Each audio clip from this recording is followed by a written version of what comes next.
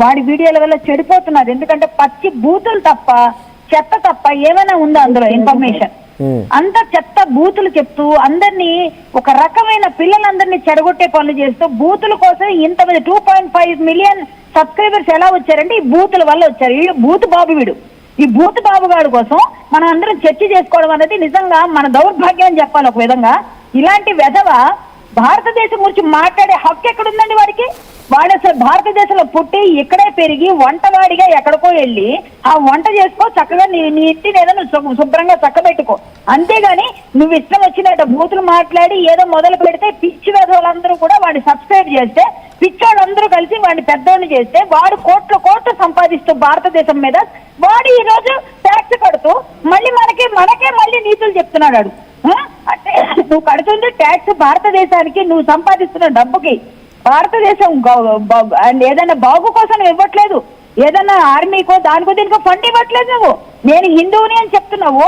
హిందువు అనేవాడివి భారతదేశంలో పుట్టేనంటున్నప్పుడు, భారతీయ సంస్కృతి తెలిసినప్పుడు ద్రౌపది మాతని, సీతామాతని ఇలాగైనా నువ్వు అభివర్ణించేది? రేపులయ్యాయా? నువ్వేమైనా వెళ్ళి చూసొచ్చావు అక్కడ?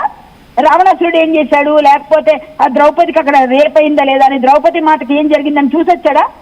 ఒక ఆడపిల్ల గురించి మాట్లాడితే నువ్వు సపోర్ట్ చేస్తావా? చేసుకో, ఎవరికైనా, మాకు సంబంధం లేదు, మేము అవన్నీ మాట్లాడట్లేదు. కానీ ఈ రోజు నువ్వు చేస్తున్న పని అయితే మాత్రం భారతదేశాన్ని కించపరుస్తూ ఆవుల్ని రేప్ చేస్తున్నారు, గోమాతలు అని చెప్పి మాట్లాడతారు, గోవులు ఇవన్నీ అంటే రేపులు చూసాడండి వీడు. భారతదేశంలో ఉన్న వాళ్ళందరూ రేపిస్టులు అంట. అసలు భారతదేశం ఉగ్రవాదంగా కదండి. వాడు ఇక్కడ నుంచి మన ఇండియన్స్, ముఖ్యంగా తెలుగు వారికి కదా వారి భాష అర్థమయ్యేది. తెలుగు వారు చేసేటువంటి ఎంకరేజ్మెంట్ సపోర్ట్ తో దేశ విదేశాలకు వెళ్ళి వేరే దేశంలో ఉండి మన దేశాన్ని కించపరుస్తున్నారు. అంటే వీడు ఇంకా ఎక్కడెక్కడ తిరుగుతూ మన దేశం గురించి తప్పుడు వ్యాఖ్యలు చేశాడు. సోషల్ మీడియా ఉగ్రవాదే వాడు ఒక మాట చెప్పిన తిన్నింటి వాసాలు లెక్క పెడతారని పూర్వం ఉండేదండి ఒక సామెత. తిన్నింటి వాసాలు లెక్క పెడతారు అన్నది అంటే తిన్న దగ్గరే వాళ్ళు అశుద్ధం కూడా అక్కడే వదిలేస్తారని కూడా అని అంటారు. అంటే అదే పని చేశాడండి వీడు. ఇప్పుడు వాడు తగరపోల్స్ దగ్గర ఒక పల్లెటూరు అండి, మా ఊరు పక్క ఊరే, నాకు తెలుసు. వాడు మొత్తం పుట్టి పూర్వత్రాలు. అయితే వాళ్ళ ఫ్యామిలీ అంతా అక్కడ ఏ విధంగా ఉండింది అవన్నీ మనకు అనవసరం, ఇప్పుడు మనం పర్సనల్ గా వెళ్ళాం. కానీ వాళ్ళు ఇప్పుడు తగరపల్సర్ పల్లెటూరు నుంచి ఒక హుదూద్ తుఫాన్ దాకా నువ్వు అక్కడే ఉన్నావు. హుదూద్ తుఫాన్ తర్వాత ఏదో నువ్వు చేయడానికి ఏదో పై ఊర్లో ఏదో వంటవాడిగా వెళ్ళిన వాడివి, ఆ వంటలు చేసుకుంటా ఈ పెంటలన్నీ పెడుతున్నావు. నువ్వు ఇలాంటి వాడిని అసలు ఇండియాకి రప్పించాను సార్, వాడు రావాలి సార్. వాడి మీద నిజం చెప్తున్నా, వాడి పాస్పోర్ట్ అన్ని సీజ్ అయిపోవాలి. వాడి డౌట్ ఏంటంటే ఇక్కడ డైరెక్ట్ గా మనం వీడియోలో చూసేటట్టుగా మన గురించి, భారతదేశం గురించి, భారతదేశపు మహిళల గురించి, మన దేవి దేవతల గురించి అట్ ద సేమ్ టైం నిన్న కూడా ఒక లైవ్ లో కొంతమంది మహిళలు జాయిన్ అయ్యారంట వాటితో లైవ్ లో. ఆ లైవ్ లో మాట్లాడుతుంటే మహిళలతో వారి భాష ఎలా ఉందంటే దరిద్రపు దాన, లేకపోతే పతివ్రతన, నువ్వు పతిత్త, ఇటువంటి భాషలు మాట్లాడి మహిళలతో ఏకవచనం సంబోధిస్తూ మాట్లాడుతున్నారంట. ఆడికి సపోర్ట్ చేసే వాళ్ళు ఉంటే కంటిన్యూ చేస్తున్నారు, లైవ్ లేదంటే కట్ చేస్తున్నాడంట.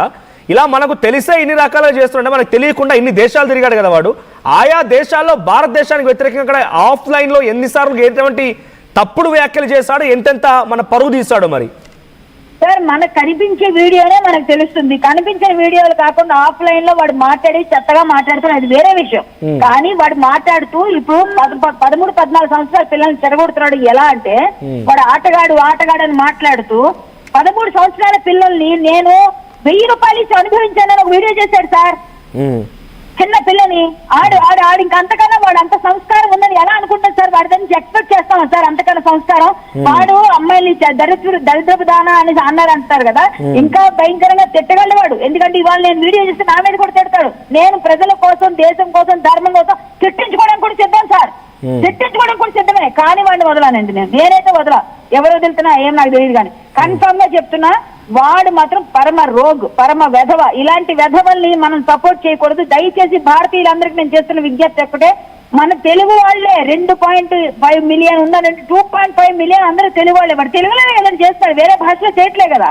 అంటే మన వాళ్ళ ఎంకరేజ్మెంటే. సో మీరు అందరూ కూడా వాడిని అన్ఫాలో చేయండి, వాడి అకౌంట్ లో రిపోర్ట్లు కొట్టండి. దయచేసి భారతదేశంలో రక్తం మరుగుతుంది ఒక్కొక్కరికి. ఈ రోజు మీకు వాడిని ఇండియాకి రప్పించి కుక్కను కొట్టినట్టు అనకూడదు. సారీ ఆ మాట, మా కుక్క కూడా బాధపడుతుంది వీడితో పోలిస్తే. అంటే అంత విశ్వాసం ఉంటుంది దానికన్నా. వీడికి అది కూడా లేదండి. విశ్వాసఘాతకుడు.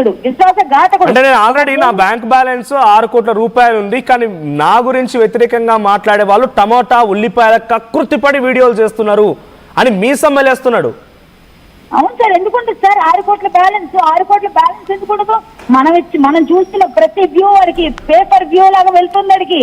వాడికి ఖచ్చితంగా వాడికి డబ్బులు వస్తున్నాయి. ఆ డబ్బులన్నీ వాడి వెనకాల వేసుకొని విర్రవీగుతున్నాడు. ఫ్యామిలీని కూడా షిఫ్ట్ చేస్తున్నాడు. వాడు అన్ని విధాలుగా ఇప్పుడు వాడు సెటిల్డే ఉన్నాడు. వాడికి ఏమండి, వాడికి అసలు 60 రూపాయలే కష్టం ఉన్న రోజు మనిషికి 6 కోట్లు వస్తే ఎలా ఉంటుంది సార్? రేపు 600 కోట్లు అయినా కూడా ఆశ్చర్యపోకర్లేదు.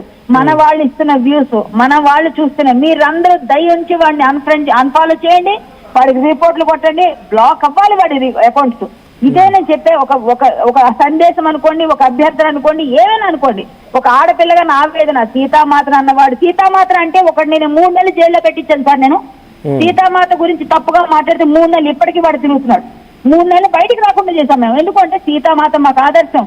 పరమ పవిత్రమైన ఈ భారతదేశంలో పుట్టిన ప్రతి ఆడది మాకు పూజనీయమైన తల్లిగానే భావిస్తాం, మాతృమూర్తిగానే భావిస్తారు. అలాంటి మాతృమూర్తుల గురించి నువ్వు మాట్లాడతావు, ఇష్టం వచ్చినట్టు తిడతావు.